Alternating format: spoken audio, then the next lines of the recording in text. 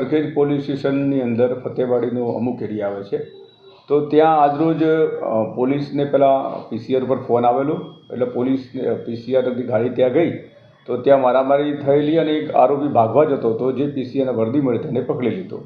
આખી હકીકત એવી છે કે જે આરસીસી રોડ હમીદાનગર છે એમાં જે મરણ જનાર છે અમીર મુકીમ શેખ કરીને એ ત્યારે છે, એના લગ્ન આ બીજા લગ્ન છે, આ જે એની વાઈફ છે એના અગાઉના પતિથી એને 6 બાળકો છે.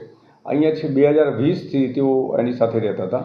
આજરોજ એવી ઘટના બની કે જે આ મરણ જનાર છે અમીર કરીને એ જે એના બાળકો અને એની અત્યારની પત્ની છે એની સાથે કંઈ મગજમારી કરતો હશે અને એનો મેસેજ એના જે જૂનો પતિ છે એને ખબર પડતા તે ત્યાં આવેલો અને બંને વચ્ચે મારામારી થઈ. એમાં જે આરોપી છે જાફર ખાન ચીમની ખાન પઠાણ એણે છરી વડે હુમલો કરતા જે અમીર મુકીમ શેખ છે એનું ઘટના સ્થળે મરણ થયેલું છે. નહીં, આમાં અત્યારે તપાસ ચાલુ છે, પરંતુ જે પ્રાથમિક માહિતી છે એમાં આરોપી અને મરણ જનાર બંનેનો કોઈ ગુનાહિત ઇતિહાસ નથી. મેં આપને જણાવ્યું પ્રમાણે બનાવ બન્યો એ વખતે જ પીસીઆર ત્યાં પહોંચી અને ઘટના સ્થળેથી જ આરોપીને પીસીઆરની માણસોએ પકડી લીધેલ છે. અત્યારે પૂછપરછ ચાલુ છે અને એના પછી કાયદેસરની કાર્યવાહી હાથ ધરવામાં આવશે.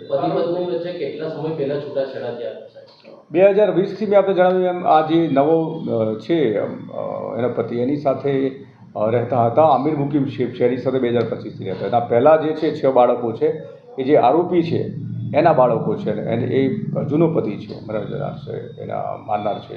આરોપી સાથે એમને કોઈ હતા કે પછી એકલો જ આવ્યો હતો? નહીં, જે મેં આપણે કહ્યું એ પ્રમાણે જે બનાવ બન્યો એ વખતે કોઈકે જાણ કરતાં કે તમારી દીકરીને એને મારે છે, એટલે જે એનો ઓરિજિનલ પિતા છે જે જૂનો પતિ છે એ આવેલો ને એને સાથે ને મરણ જનાર સાથે, એટલે આરોપી અને મરણ જનાર બંનેની વચ્ચે ત્યાં એક ઘર આગળ જ મારામારી થયેલી ને એમાં જે આરોપી છે જાફર ખાન પઠાણ એણે છરી વડે હુમલો કરતા જે અમીર મુકીમ શેખ છે એનું ઘટના સ્થળે મોત થયું. હા, એને માઇનોર ઈજા થઈ છે, એની સારવાર કરાવી છે પોલીસે. શું વ્યવસાય ધંધો કરે છે આરોપીનો?